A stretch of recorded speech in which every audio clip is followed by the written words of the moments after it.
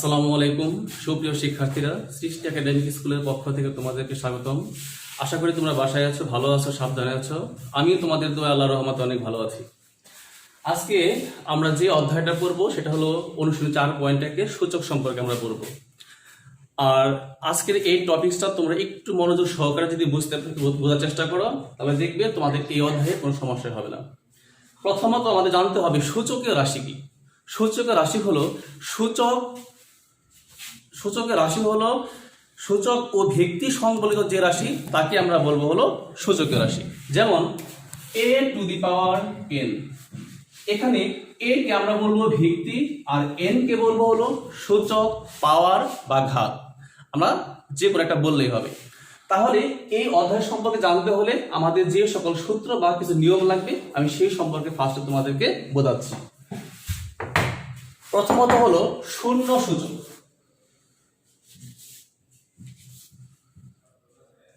শূন্য সূচক a to the পাওয়ার 0। যদি কোনো কিছু পাওয়ার 0 হয় তাহলে তার মান হবে 1। যেমন আমি লিখতে পারবো 3 টু দি পাওয়ার 0, এর মান হবে 1। -3 হোল টু দি পাওয়ার 0 হলেও তার মান হবে 1। কিন্তু আমি যদি লিখি 3b টু দি পাওয়ার 0 তাহলে এর মান হবে কিন্তু 3, কারণ b টু দি পাওয়ার 0 মান হলো 1 আর তার সাথে 3 গুণ হয়ে হবে 3। এরপর আমরা পড়বো হলো ঋণাত্মক সূচক। ঋণাত্মক সূচক a inverse n। a inverse n কে আমরা লিখতে পারবো 1/a two the power n। তাহলে এখানে আমরা একটা জিনিস শিখলাম যে সূচকের ইনভার্স যাই থাকবে 1/, তাই হবে। যেমন যদি লিখি 3 ইনভার্স 1 লিখতে পারবো 1/3।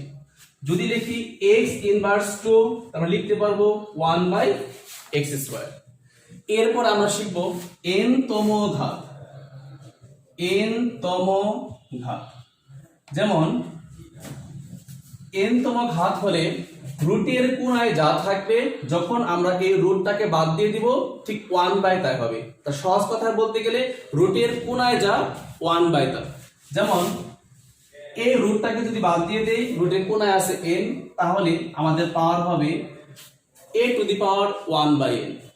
যেমন যদি আমরা বলি 3 রুটের কোণায় যদি 4, যখন এই রুটটাকে বাদ দিয়ে দিব তখন হয়ে যাবে 3 টু দি পাওয়ার 1/4। বুঝতে পারছি এটা? এরপরে হলো ঘাতের ঘাত। ঘাতের ঘাত, ঘাতের ঘাতের জন্য আমাদের লাগবে a to the power m whole to the power n। ঠিক এখানে তোমরা খেয়াল করে দেখো, এর পাওয়ার দেওয়া আছে m bracket whole to the power n। এখানে m আর n কিন্তু আছে গুণ আকারে। যখন এই ব্র্যাকেটটা বাদ দিব তখন আমাদের এটা হয়ে যাবে a to the power mn। আশা করি তোমরা এটুকু বুঝতে পারছো। এরপরে অংশে আছে আমাদের গুণফলের ঘাত। গুণফলের ঘাত ab whole to the power m। ab whole to the power m যদি থাকে, যখন আমরা খেয়াল করবো এখানে এই ব্র্যাকেটে যারা আছে সবার পাওয়ার কিন্তু m। যদি এই ব্র্যাকেটটা বাদ দিয়ে দেই তাহলে এই mটা কিন্তু সবার জন্য হয়ে যাবে। তাহলে এটাকে আমরা লিখতে পারবো a to the power m into b to the power m। ভাগফলের ঘাত। ভাগফলের ঘাত a/b whole to the power m। এখানেও ঠিক এই ব্র্যাকেটের উপরে পাওয়ার আছে m, তাহলে এই ব্র্যাকেটটা যদি আমরা বাদ দিয়ে দেই তাহলে এই পাওয়ারটা কিন্তু সবার জন্য হয়ে যাবে। অর্থাৎ আমরা এই অংশকে লিখতে পারবো a to the power m by b to the power m। এরপরে হলো সূচকের গুণ। সূচকের গুণ a to the power m into a to the power m। একটা জিনিস লক্ষ্য করে দেখো, এখানে কিন্তু দুটা ভিত্তি হলো 1। যদি দুটা ভিত্তি 1 থাকে, পাওয়ার বা ঘাত 1 থাকুক বা ভিন্ন থাকুক, এতে কোনো সমস্যা নেই। তাহলে যখনই দেখবো যে দুইটা ভিত্তি এক এবং গুণ আকার আছে, তখন এই দুটা থেকে আমরা একটা কমন নিতে পারবো। আর একটা ভিত্তি যখন কমন নিব তখন এ পাওয়ার গুলো যোগ হয়ে যাবে। তাহলে আমরা একটা শিখলাম যে যদি দুইটি সূচক রাশি গুণ আকারে থাকে তাহলে তার কমন নিলে পাওয়ার গুলো যোগ হয়ে যায়। গুণ থাকলে যদি পাওয়ার যোগ হয়ে যায় তাহলে ভাগ থাকলে পাওয়ার কি হবে? অবশ্যই বিয়োগ হয়ে যাবে। সূচকের ভাগ a by b a to the power m by a to the power n।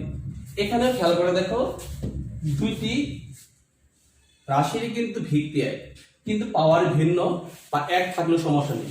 এখান থেকে যদি আমরা একটা a কমন নিই তাহলে ভাগ আছে, পাওয়ার কি হয়ে গেল? বিয়োগ হয়ে গেল। তাহলে আমরা শিখলাম যে যদি দুটি সূচক রাশি গুণ আকারে থাকে পাওয়ার যোগ হয়ে যাবে, এবং যদি দুইটি সূচক রাশি ভাগ আকারে থাকে পাওয়ার বিয়োগ হয়ে যাবে। আশা করি তোমরা এই সূত্রগুলো বুঝতে পারছো, এবং এই সূত্রগুলো তোমাদের বইয়ের মধ্যে দেখবা দেওয়া আছে, তোমরা এখান থেকেও সাহায্য নিতে পারো। এখন এই সূত্র প্রয়োগ করে আমরা কয়েকটি অঙ্ক করতেছি।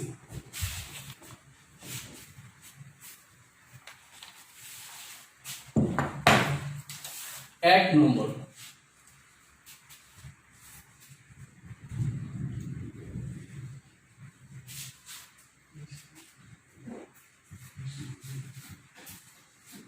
এখানে খেয়াল করে দেখো লবের মধ্যে আছে 7 কিউব ইনটু 7 ইনভার্স 3, আর হরের মধ্যে আছে 3 into 3 inverse 4।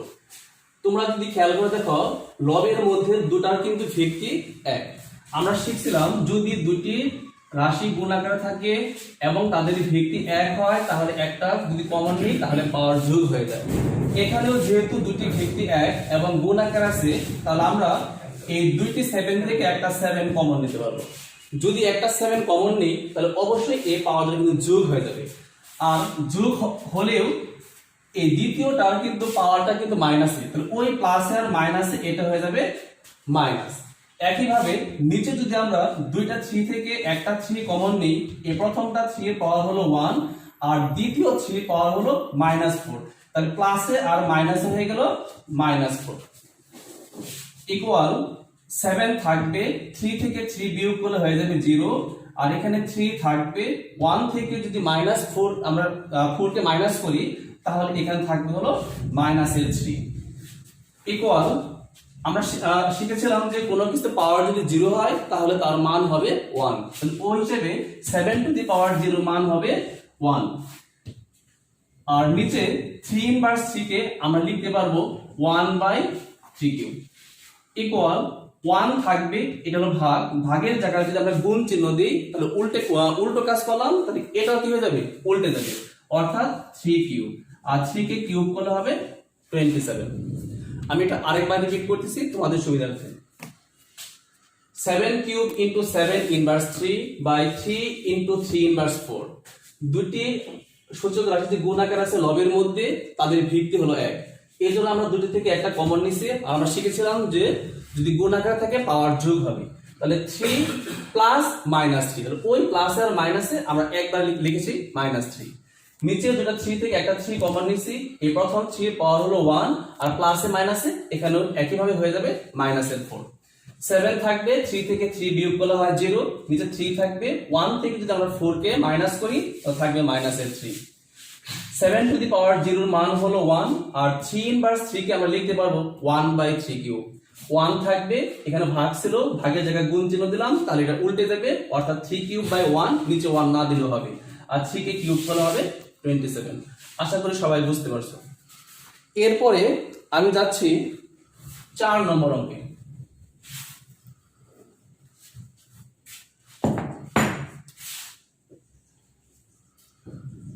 Two a inverse 1 plus 3b inverse 1 whole inverse 1।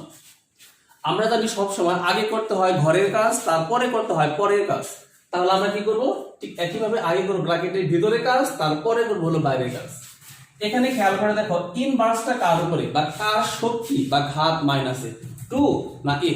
অবশ্যই a, তাহলে এখানে 2টা থাকবে, আর a ইনভার্স 1 কে আমরা লিখতে পারবো 1/a, কারণ আমরা শিখেছিলাম যার উপরে ইনভার্স থাকে 1/, তাই হয়ে যাবে।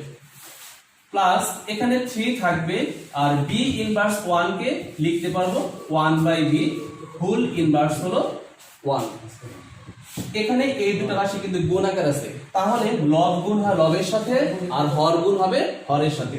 2 আর 1 গুণ করলে উপর হবে 2, নিচে হলো a, প্লাস 3 আর 1 গুণ করলে উপর হবে 3, তার নিচে হলো b, এখানে হবে হোল ইনভার্স 1। তুমি ইচ্ছে করলে সরাসরি a লাইন থেকে a লাইনটাও লিখতে পারবে। ভগ্নাংশের যোগ এবং বিয়োগ করতে হলে আমাদের কি করতে হয়? লসাগু করতে হয়। তাহলে a এবং b এর লসাগু হবে ab। a দিয়ে যদি আমরা এই ab কে ভাগ করি, a আর a বাদ যাবে, থাকে b। b আর a2 গুণ করলে হবে, তাহলে a এবং b এর লসাগু হবে ab। যদি আমরা a দিয়ে ab কে ভাগ করি, তাহলে a আর a বাদ যাবে, কি থাকবে? b। এই b আর 2 গুণ করলে হবে 2b, মাঝখানে হবে প্লাস। b দিয়ে যদি আমরা আবার ab কে ভাগ করি, b আর b বাদ যাবে, a থাকবে।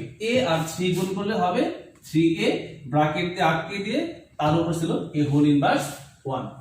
এরপর আমরা শিখেছিলাম যার উপর ইনভার্স থাকে 1 বাই তাই হয়। তাহলে এই সম্পূর্ণ সংখ্যার উপরে ইনভার্স 1 আছে, আমরা এটাকে লিখতে পারবো 1/2b প্লাস 3a, নিচে হবে ab। এখন এই 1 এটা কিন্তু ভাগ চিহ্ন, তাহলে 1 ভাগ এটা, তাহলে 1 লিখে যদি আমরা এই ভাগের জায়গায় গুণ চিহ্ন দিই, তাহলে কি হয়ে যাবে? এটা উল্টে যাবে, উপরে হবে ab আর নিচে এই লাইনটাকে আমরা লিখতে পারবো 2b প্লাস 3, আর 1 দিয়ে গুণ করলে যা আছে তাই হবে ab by 3a plus 2b। আমি শুরু থেকে আরেকবার বলতেছি, এটা দাগ দেওয়া ছিল a2 2 থাকবে, a ইনভার্স 1 কে আমরা লিখতে পারি 1/a, প্লাস 3 থাকবে, b ইনভার্স 1 কে লেখা যায় 1/b হোল ইনভার্স 1। 2 আর 1/a যদি গুণ করি, 2 আর 1 গুণ করলে উপরে হবে 2, নিচে হবে a, প্লাস 3 আর 1 গুণ করলে হয় 3, নিচে হবে b, কারণ লব গুণ হবে লবের সাথে, হর গুণ হবে হরের সাথে। এখন ভগ্নাংশের যোগ করতে গেলে a আর b এর লসাগু হবে ab, a দিয়ে ab কে ভাগ করলে a আর a বাদ যাবে, b থাকবে, b আর 2 গুণ করলে হয় 2b, মাঝখানে প্লাস। b দিয়ে যদি আমরা a লসাগুকে ভাগ করি, b আর b বাদ যাবে, থাকবে a, a আর 3 গুণ করলে হয় 3a হোল ইনভার্স 1। এখন এই সম্পূর্ণ সংখ্যার উপরে ইনভার্স 1 আছে, আমরা লিখতে পারবো 1 বাই এই সম্পূর্ণ অংশটা 1 থাকবে, এখানে ভাগের পরিবর্তে গুণ চিহ্ন দিয়েছি, এজন্যটা কি হয়েছে? উল্টে গেছে, উপর হবে ab, নিচে 2b প্লাস 3, আর 1 দিয়ে গুণ করলে যা আছে তাই হবে। আশা করি সবাই তোমরা বুঝতে পারছো। বাসায় এই সূত্রগুলো বেশি বেশি প্র্যাকটিস করে তোমরা এই বাকি যে অঙ্কগুলো আছে সেগুলো অনুসরণ করো। আবার দেখা হবে পরবর্তী কোনো ক্লাসে। সে পর্যন্ত ভালো থাকো, সুস্থ থাকো। আসসালামু আলাইকুম।